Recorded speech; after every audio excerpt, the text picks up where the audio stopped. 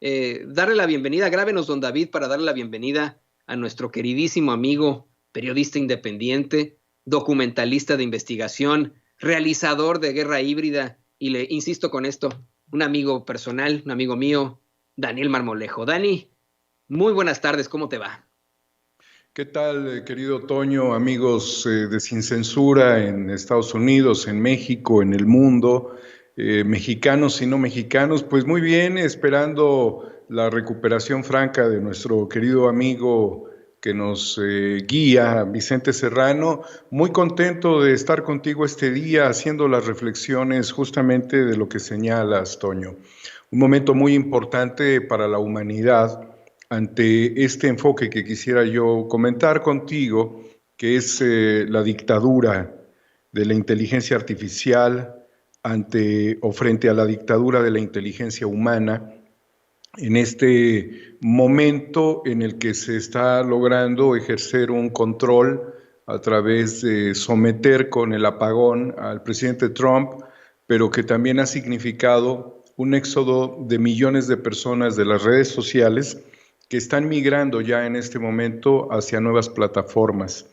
Esto que sucedió con Trump viene aparejado con las políticas de los propietarios de las redes sociales y obviamente la preocupación de las personas de estar en este control orwelliano en donde pues claramente se meten con tu información, con tu material íntimo, personal, con tu pensamiento, con tus formas de ser y de actuar y con tus intereses de consumo, al grado de que ya no vivimos en la época del usuario, sino vivimos en el empaquetamiento como producto que para los dueños de las redes somos nosotros y que nos ofrecen naturalmente a los intereses económicos de los grupos que pueden ser coadyuvantes dentro de sus estrategias de corto, mediano y largo plazo. Es decir,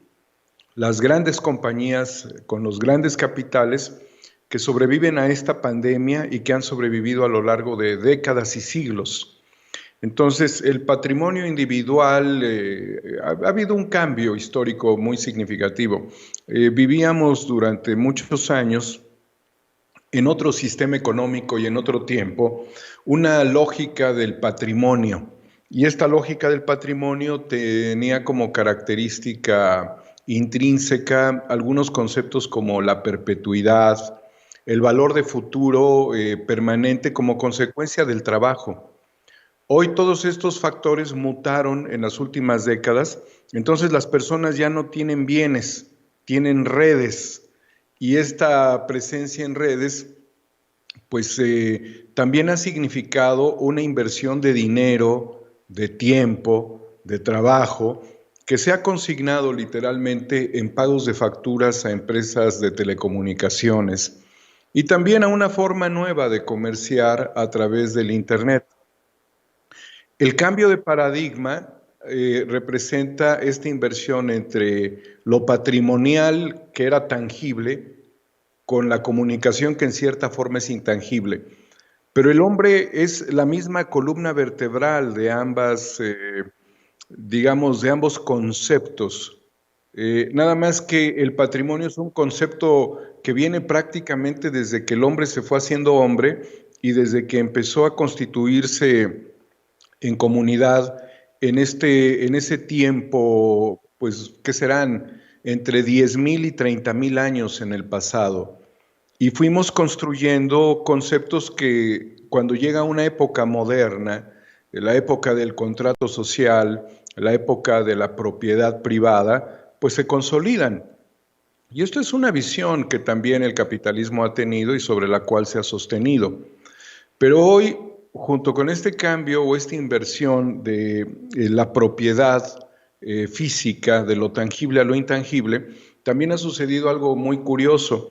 Nos volvimos ya no en propietarios ni siquiera de lo intangible, sino nos volvemos literalmente en, digamos, compradores de temporadas. Es decir, ya no eres dueño del software, no eres dueño de tu sistema operativo que compras, no eres dueño de tu matrícula en la universidad en tanto no la pagues, y eso son en Estados Unidos, tú que estás allá, una cuestión prácticamente inaccesible para la mayoría de las personas, entrar a la universidad, y en México también se ha hecho de esa manera, y también el control de las aseguradoras y del sector financiero y de los bancos. Entonces, la humanidad vive en un sistema opresor, que es un sistema que no nos da oxígeno cuando llegan todos estos gastos y además cuando nos meten en necesidades específicas de consumo. Entonces, la opresión es muy grande. Y si a esto le sumas anhelos, como los anhelos que puede tener cualquier ser humano, y también los anhelos de los wannabe, pues se vuelve todavía más crítica la posición del ser humano en la convivencia y en la relación con los otros seres humanos. Pero no solamente la competencia en el nivel de nosotros, sino en el nivel de los grandes depredadores que también compiten entre ellos para acaparar a las grandes masas, a los grandes sectores que estarían sometidos por esto que es la dictadura de la inteligencia artificial, la dictadura de las redes sociales. Viéndolo así, no es solamente Trump, él es un personaje muy importante en el mundo, que le hicieron lo mismo que a Julian Assange. Bueno, un poco distinto, porque a Julian Assange le desconectaron el cable, a Trump le desconectaron sus cuentas. Lo de Assange fue más crítico. Por allí leí un comentario, Toño, donde dicen, siempre le están dando con el tema de Assange, casi como ya pónganse a trabajar, ¿no? Y dejen lo de Assange en paz. No tiene ni la menor idea esta persona de lo que está diciendo. Cuando las revelaciones hechas, ahora que hablabas del Internet, a través de Wikileaks, significan los agravios más grandes de los sistemas a la humanidad, Toño.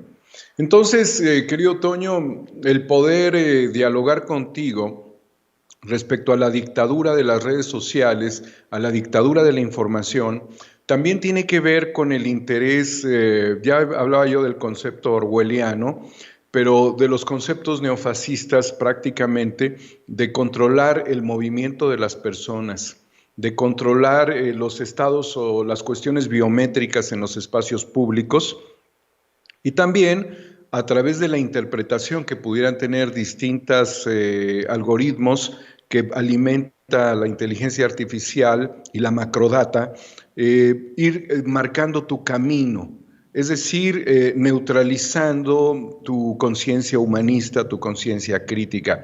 Por eso hablo yo que es la lucha de la inteligencia artificial contra la inteligencia humana.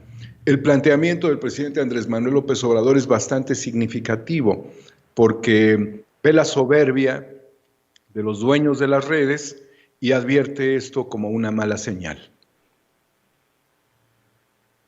Definitivamente, Dani, y yo aquí le voy a pedir a don David que nos grabe porque quiero pasar de esta reflexión tan importante que haces a lo tangible, a las acciones. Y yo sé que tú, como vamos, especialista en el tema, nos puedes ayudar tanto a nosotros, equipo de Sin Censura, como al público consentidor que nos ve y que nos escucha, a buscar mejores alternativas, mejores situaciones, a buscar que no nos vean la cara ni que nos censuren en las redes sociales. ¿Cuál sería para ti la forma en la que podemos buscar situaciones más independientes dentro de las redes sociales? Es necesario que nos cambiemos todos de WhatsApp a Telegram, por ejemplo, o buscar una red social que no sea Facebook. ¿Cuál sería para ti, en lo tangible, la forma en la que nos podemos enfrentar a esta dictadura de la inteligencia artificial? Mira, yo creo que esto es una cuestión progresiva. Cuando nosotros le dimos a las redes sociales el control de nuestra información y la administración de la misma en sus servidores, pues realmente no sabíamos, esto era una cuestión bastante simpática.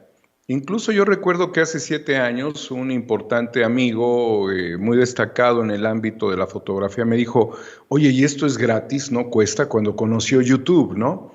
Le dije, no cuesta. Entonces nos sorprendió mucho que durante bastante tiempo pero que sería muy corto para... Después fueron apareciendo las propias estrategias de control de mercado y de ingeniería social. Cuando alguien aquí nos escribe, antes de continuar contigo, de que estoy utilizando palabras rebuscadas, no creo que esté utilizando ni palabras rebuscadas ni conceptos rebuscados.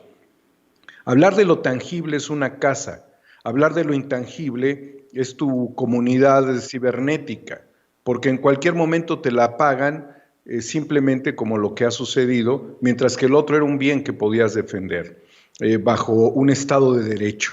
Entonces no son cosas complicadas. Lo que sí quiero yo señalar bajo este argumento es que como la humanidad le ha dedicado mucho a esto, ahora empieza la mudanza y esto pudiera ser en 2 o en 3 tiempos. Todavía las mudanzas las estamos haciendo a redes con intereses privados, los cuales están siendo beneficiados también porque la caída de Twitter puede beneficiar a otros en este momento y los va a beneficiar naturalmente. Pero el tercer paso, yo creo que el más importante y el definitivo, es que tengamos nuestro propio Google, nuestro propio YouTube, nuestro propio Facebook, nuestro propio Twitter o un sistema integrado con mensajería que nos permitiera tener el dominio y el control de lo que es nuestro. De esta libertad que plantea el presidente y que queda implícita en la Declaración de Independencia del Ciberespacio, que fue un documento que se leyó en Davos en el año 96. Igualmente, querido Toño, esto tiene que ver fundamentalmente con el carácter del conocimiento.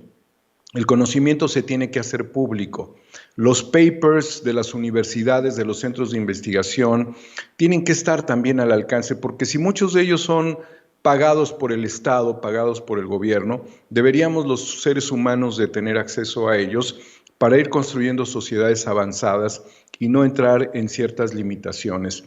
Y esto, teniendo nuestra propia base tecnológica y teniendo nuestras propias redes de comunicación, estaríamos en una soberanía en materia informática, en materia de la Big Data.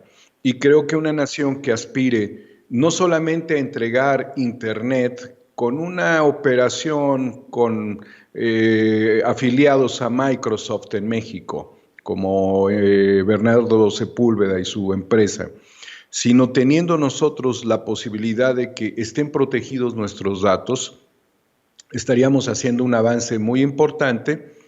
Ante esto que quiero plantear como esencia, como consecuencia, querido Toño, ciertamente las redes no son seguras en este momento y hay muchos psicópatas como los expresidentes mexicanos que están motivando a la sociedad a que les respondan en el afán insaciable de volver ellos al poder. Pero mucho ojo, si nosotros permitimos la dictadura de las redes sociales, la dictadura de la Big Data sobre los seres humanos, la dictadura que sigue es la dictadura de la recuperación de un sistema o de un modelo neoliberal precarizado en este momento, que no da más beneficios, como lo ha dicho Daniel Stulin de manera reiterada, y que les abriera a ellos la posibilidad de volver a confiscar los bienes nacionales a los bancos. Fíjate que esta situación está muy clara en este momento con las elecciones en Estados Unidos. Ninguno de los gobiernos ha sido ajeno ni al complejo militar industrial en Estados Unidos, ni tampoco ha sido ajeno a el sistema banquero financista, que vino armando estrategias desde el Club Bilderberg y desde muchas etapas muy claras dentro de Estados Unidos. Y los que están en México atacando a la Cuarta Transformación están alineados exactamente a esos intereses. Por eso ves empresarios muy significativos y por eso ves banqueros y estos sectores, que son los sectores más depredadores de la sociedad, curiosamente. ¿Qué pasaría si nosotros a ellos les permitimos que tomen el control de las redes de datos y después que hagan lo que quieran con nosotros, que exhiban a la humanidad y se burlen de la humanidad como quieran y que terminen por destruir nuestro modelo democrático, como lo que está sucediendo en Estados Unidos, no es un tema de Trump, es un tema de su propia democracia fracturada, exhibida en cuestiones de corrupción. Y nosotros, que siempre fuimos una democracia colonial, orbitando en el ejemplo de los Estados Unidos y aceptando políticos a modo de ellos, termináramos porque de la dictadura de las redes sociales nos pasáramos nuevamente a la dictadura de los bancos, de las empresas financieras y de las aseguradoras, y que ellos terminaran por imponer a una caricatura en el poder, como lo fue Zedillo, como lo fue Peña Nieto, como lo fue Calderón, como lo fue Fox, o un tipo muy inteligente pero muy entreguista y apátrida, como lo fue Carlos Salinas de Gortari. Entonces, la apuesta ahora es una apuesta de resistencia que nosotros lo estamos haciendo, pero dentro de las mismas plataformas de ellos, de estos grupos globalistas. Nosotros lo que tenemos que aspirar es a dar esta batalla en otro sector que sería protegido por el Estado. Es el caso de las vacunas, Toño. Si el Estado mexicano no diera la batalla con las farmacéuticas y no comprara el Estado mexicano las vacunas, el día de hoy estaría vacunado Ricardo Salinas Pliego, estaría vacunado Carlos Slim, estaría vacunado Emilio Azcárraga, estaría vacunado Claudio X González, Calderón, Fox, Peña Nieto, Salinas, estarían vacunados ellos y no las personas de las comunidades rurales, la gente de los pueblos originarios, indígenas, de edad avanzada. Esa es la diferencia, y aquí es en donde debemos de entender que esta lucha por la resistencia es para que las oligarquías no terminen no solamente por ser opresoras, sino destructoras. Y en una reunión, para concluir todo este enfoque, que tuvimos recientemente con Dennis Small, que es un intelectual norteamericano que ha vivido mucho tiempo en México, hay un factor determinante que envuelve a la humanidad y es el factor del despoblamiento. La consecuencia del despoblamiento es la eliminación de la población. Entonces ese es un factor fundamental para ellos. O sea, si no entendimos todo lo que acabo de decir, menos vamos a entender la etapa del despoblamiento. Como sociedad debemos de brincar varios escalones para ser una sociedad con mayor capacidad intelectual en este momento y no dejarnos pisotear por ninguno de estos intereses. Por eso insisto, no es Trump, eres tú, soy yo, somos todos quienes hemos invertido tiempo, dinero y esfuerzo en la construcción de estas redes. Ellos tienen una infraestructura tecnológica que le da soporte. Eso se vende, eso se compra, eso se puede adquirir por parte del gobierno. Lo que necesitamos es la protección y el aseguramiento de nuestros datos. Que la Guardia Nacional cuide esta infraestructura y evitar que nosotros seamos sometidos por poderes fácticos, como lo es ahora, a los intereses de los grupos de la oligarquía que van a intentar en alguna etapa de la humanidad, y puede ser, ahora estamos con el coronavirus, ¿no? Después no sé qué puede ser bioterrorismo, control biotecnológico, algún otro factor, o simple y llanamente la desconexión. Toño, lo crítico, no hay pandemias, pero no hay internet. ¿Y qué va a pasar con las redes de datos? ¿Qué va a pasar con la logística, las cadenas de distribución? ¿Qué pasa si se quiebran? Ah, ¿verdad? Entonces ya el riesgo es muy grave porque llegaríamos a algo que la humanidad como evolución ha ido descartando relativamente, porque hay violencia, que es el estado de naturaleza, es el estado crítico de los animales, el estado de naturaleza, al del sálvese quien pueda. Y esto puede darse en el momento en el que una sociedad hiperconectada sea apagada o desconectada.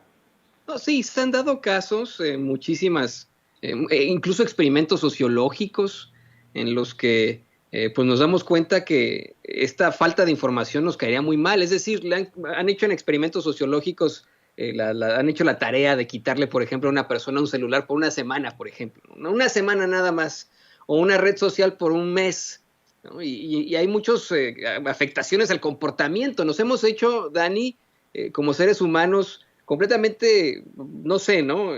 Nos hemos hecho, pues vamos, parte de esas redes sociales, si lo quiere ver usted así, verdaderamente necesitamos de esta información. Y aquí es donde le voy a pedir a don David que nos grabe, querido Dani, porque, a ver, vamos a ponerlo de esta forma. Tú planteas que hay que buscar mutar, migrar hacia plataformas independientes, plataformas que creemos nosotros mismos como sociedad. Y me puse a pensar en el caso de MySpace. Antes de que llegara a Facebook, había una red social muy popular llamada MySpace, que comenzó a enfrentar también una serie de problemáticas. Es la primera vez en la que la humanidad comenzó a enfrentarse a problemas también sociológicos en los que un marido era celoso de su esposa porque veía algo en el MySpace, el dueño de una compañía se daba cuenta que su empleado había estado de vacaciones cuando había dicho que estaba enfermo, situaciones así. Y ahí nos comenzamos a dar cuenta, por ejemplo, de este tipo de problemas electrónicos, si usted lo quiere ver así. De un momento para otro llegó Facebook, desplazó completamente a MySpace. Creo que todavía existe un poquitito de MySpace, pero ni quien se acuerde de esto. Digamos, Daniel Marmolejo, que en algún momento conseguimos deshacernos, por ejemplo, de Facebook. Establecemos otra red social. ¿No nos enfrentaríamos a los mismos problemas? Y pregunta número 2, al enfrentarnos a estos nuevos problemas, ¿cómo vamos a sustentar esa red social independiente? ¿Quién la va a pagar? ¿Quién la va a coordinar? ¿Quién va a hacer que esa red social independiente sea completamente transparente para todos?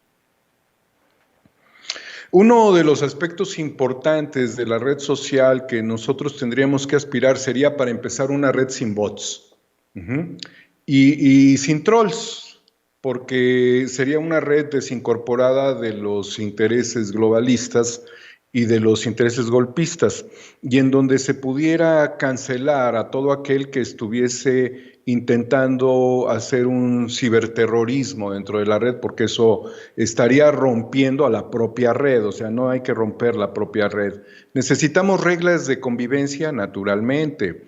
Digo, si en un partido de fútbol se dan, pero lo que sí necesitamos es de que pueda transitar la información, el conocimiento, y no solamente socializar, sino resocializar. Eso nos pondría a nosotros en el camino de una sociedad avanzada. Naturalmente, ha habido muchas redes, ya nos mencionaban aquí el High Five, también ha habido muchos sistemas de mensajerías. Y aquí ha habido también mucho desarrollo tecnológico importante, como los llamados códex, que han permitido la compresión de la información, tanto de audio como video, empaquetarla y enviarla, haciendo muy óptima las redes. Ya no digamos los teléfonos independientes, pero mira, antes de responder a esto, va a suceder lo que sucedió con los chinos con Huawei. Los obliga literalmente a que sus teléfonos ya no utilicen las plataformas de Google. Bueno, ¿para qué esperar a que eso suceda, Toño? Ahora bien, si nosotros tenemos redes mexicanas, hoy el valor de México es un valor distinto, y en esto también quiero hacer un énfasis. México no es lo mismo hace 2 años, el último día del estúpido de Peña Nieto, con 2 años del gobierno de la Cuarta Transformación, a pesar de los traidores, a pesar de la oposición y a pesar de los infiltrados. Y a pesar de los propios partidos y de las circunstancias, hoy México no es igual. Estamos reaccionando muy favorablemente ante la necesidad de cambios paradigmáticos como el buen gobierno, el sentido común, el combate contra todo lo que nos destruía como Estado-nación, empezando por el endeudamiento y haciendo óptimo el gobierno. Entonces, hoy México ya no piensa igual. Reaccionemos. ¿Qué pasará entonces con esto que puede ser combatida, que puede ser atacada o que puede no tener una evolución suficiente? Si nosotros partimos del interés mundial que tiene México, de la importancia global que tiene México, del liderazgo político planetario que tiene México y de la fuerza productiva que tiene México, y además de los entornos de relaciones multinacionales, porque los mexicanos estamos en todas partes, trabajando, actuando, desarrollándonos académicamente, laboralmente, fraternamente y también amorosamente, porque hay muchos mexicanas y mexicanos casados con personas de otras nacionalidades. Hoy tenemos un gran potencial para plantearnos un segundo renacimiento dentro de la humanidad, a pesar del sistema banquero financista, a pesar de los globalistas y a pesar de los traidores. Y tenemos la voluntad también de utilizar el código abierto como consecuencia de todo lo anterior con la ingeniería mexicana para ir haciendo que estas redes no solamente sean más funcionales, sino que sean más efectivas para el desarrollo de nuestro país. Más educación por las redes. Mira, la televisión va a tronar. Aunque estamos tocando la puerta al presidente y nos dice, pues pásenle, ¿no? Para ocupar los espacios del espectro radioeléctrico, y está aterrada los dueños de las televisoras porque cualquiera le puede competir a sus noticieros y a sus programas de farándula, y realmente están aterrados. O sea, las empresas van a decir, ¿para qué me publicito contigo? Tienes personas de otra época que no tienen un pensamiento evolucionado y que pues nada más pudieran adquirir cierto tipo de productos que no nos convienen, empezarían a abandonarlos. Por eso tienen mucho temor a que nosotros compitamos en esas frecuencias del espectro radioeléctrico que es la televisión pública, la televisión abierta. No, nosotros creemos que ahí ya no va ni siquiera la jugada. O sea, la jugada va necesariamente a las redes, va al internet, pero no tenemos control, el gobierno no tiene control. Si hoy te censuran, si hoy censuran y callan mi voz, sería una acción extraterritorial, una decisión extraterritorial que cancelaría en este momento mi voz. ¿Cómo nos vamos a defender? Y si las políticas públicas, bueno, en Europa lo han hecho, en Europa se han defendido de Facebook. En México le están poniendo pago de impuestos a las operaciones cibernéticas. Qué bueno, pero de todos modos demuestran que en su propia casa pueden apagar a quien quieran y no importa el nivel que tenga. Eso es algo que deberíamos de proteger. Ahora, si nosotros tenemos este acceso a nivel comunidades rurales, a nivel remoto, lugares de muy difícil acceso en las montañas de Oaxaca, en lugares, en comunidades realmente diminutas, ¿no? Que son rancherías incluso, pues le abrimos la oportunidad también para que los paisanos que están allá tengan mayor comunicación con los que están acá. Es increíble lo que vamos a decir ahora, Toño, pero tú estarás de acuerdo y recordarás quizás que hace algunos años la experiencia de los migrantes era una experiencia muy crítica respecto a la tecnología. Tenían que camuflarse para poder hacer una llamada telefónica a México y se la hacían a un pariente que tuviera teléfono, para lo cual los padres, los hermanos, los abuelos tenían que viajar a una ciudad a donde iban a esperar la llamada de su querido hijo, hija, esposo, hermano. Y todo esto se ha transformado y ahora pueden comunicarse prácticamente de manera inmediata. No podemos romper esta forma de integración planetaria, pero si el Internet es una construcción humana que se ha venido orquestando de manera libre y abierta, lo más importante que hay en la red somos nosotros, es nuestra identidad. Y si nos controlan los algoritmos, y si los algoritmos nos dicen con quiénes nos debemos de juntar, y si los algoritmos nos dicen qué es lo que debemos de consumir, pues ya estamos un tanto fritos como humanidad, querido Toño, y nosotros todavía no estamos en la disposición, creo yo, de entregarle el patrimonio de nuestro ser a los algoritmos. tenemos todavía que seguir evolucionando como especie. Nos falta mucho por evolucionar, pero en el camino del humanismo debemos de aprender entre todos e ir desarrollando esta infraestructura también. Por lo tanto, considero que sería un proyecto progresivo y también un proyecto evolutivo. Cada vez mejor, cada vez mayor intercambio tecnológico, podemos aprovechar plataformas abiertas que forman parte de esto, por lo cual luchó Aaron Swartz, que es el Creative Commons, ¿sí? Por el código abierto y por el intercambio de información. Es decir, tenemos un camino amplísimo, no podemos todavía pensar en que estos proyectos cancelarían la oportunidad de competencia. No, hombre, vamos a competir con todo. Por eso yo desde aquí, Toño, invito a la UNAM, UNAM Digital, a Cómputo Académico de la UNAM, al Instituto Politécnico Nacional, al CINVESTAB, que es el Centro de Investigaciones y Estudios Avanzados. Invito desde luego al TEC de Monterrey, a la Ibero. Invito también a los programadores alternativos. Invito a los diseñadores, porque esto requiere un diseño conceptual, a los ingenieros eléctricos y electrónicos, que pues son parte fundamental también dentro de la infraestructura. Invito a los filósofos, porque esto requiere una construcción filosófica también, y desde luego pues invito a todos los que quieran construir este proyecto, porque habremos de darle una alternativa al gobierno, y el gobierno mismo tiene al CONACYT, entonces hay que aprovechar que el CONACYT es un consejo de fomento para que también pueda integrarse a este proyecto. Si lo logramos, Toño, si la Cuarta Transformación deja becas, beneficios que no van a estar controlados por partidos, sino que forman parte de los proyectos de Nación de México, y si logramos abarcar, cubrir el territorio nacional con Internet, llegó el tiempo de nuestras propias redes. Entonces, yo llamo a la migración. ¿Cómo no llamar a la migración en este momento? Protejan sus datos, borren sus chats, quítenles el valor con el cual han venido atosigando a la humanidad, lean los derechos, la Declaración de Independencia del ciberespacio. Es fundamental saber que estamos construyendo una comunidad basada en el pensamiento, y este pensamiento no puede estar secuestrado por las corporaciones.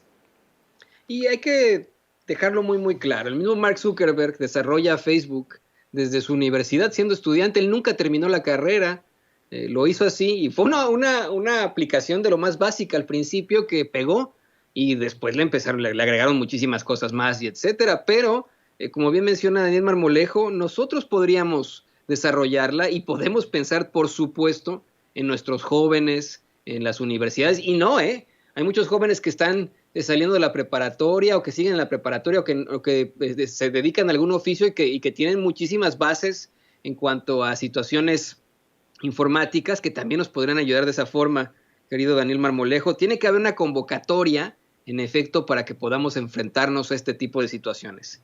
Dani, como siempre, ya sabes, somos esclavos del tiempo.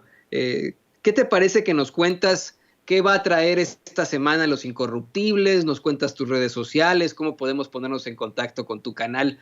Todavía, desafortunadamente, tenemos todavía estos canales aquí en YouTube, pero es la forma en la que usted nos encuentra. Y bueno, Dani, pues somos todo oídos. Pues muchas gracias, querido Toño. Mira, yo creo que Los Incorruptibles va a tener que abonar mucho sobre el proceso de Emilio Lozoya, que se vuelve un tema judicial fundamental ahorita, un tema crítico.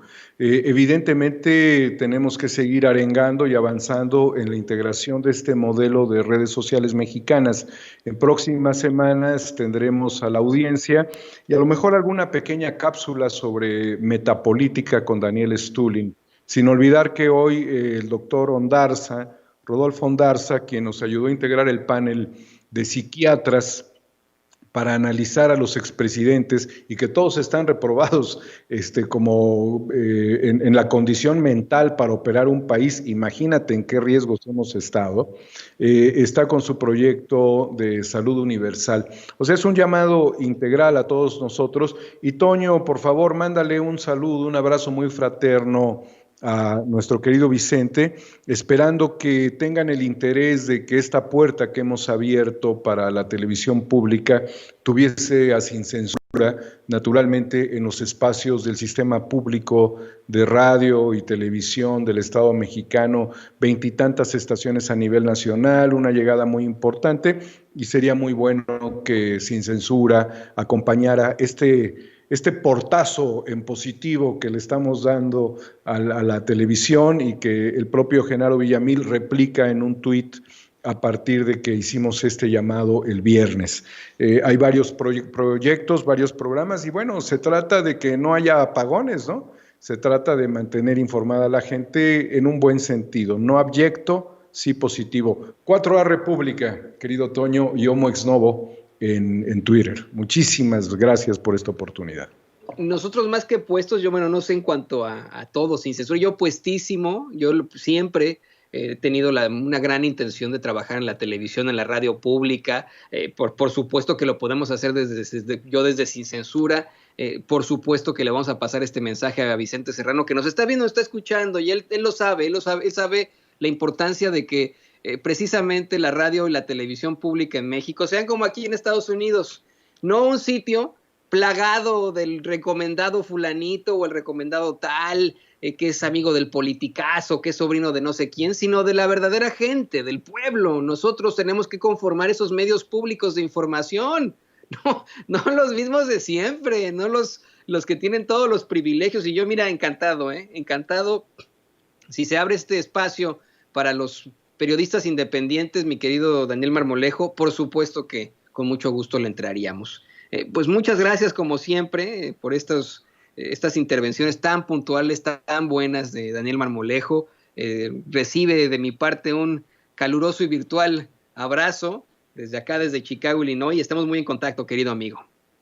Muchas gracias y un saludo a todo el extraordinario público de Sin Censura, uno de los públicos más inteligentes y activos de las redes sociales en México. Hasta pronto, querido Toño. Ahí tiene usted al queridísimo Daniel Marmolejo, periodista de investigación, documentalista, periodista independiente, autor de estos grandes documentales de guerra híbrida.